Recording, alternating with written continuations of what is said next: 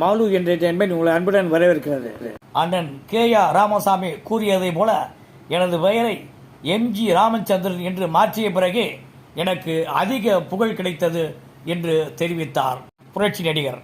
அதோடு மட்டுமல்லாமல் எம்.ஜி. ராமச்சந்திரன் என்கின்ற எனது பெயரை இன்னும் சுருக்கி எம்ஜிஆர் என்று டைட்டில் கார்டில் காண்பிக்க தொடங்கினார்கள். இந்த பெயர் எனக்கு மிகவும் பிடித்ததால் அதையே நான் தொடர்ந்து பயன்படுத்தி வந்தேன் என்று கூறிய மக்கள் திலகம் எம்ஜிஆர் என்கின்ற எனது பெயரான அந்த மூன்றெழுத்து சொல் ரசிகர்களிடையே இன்னும் வேகமாக பரவியது என்று தெரிவித்தார்.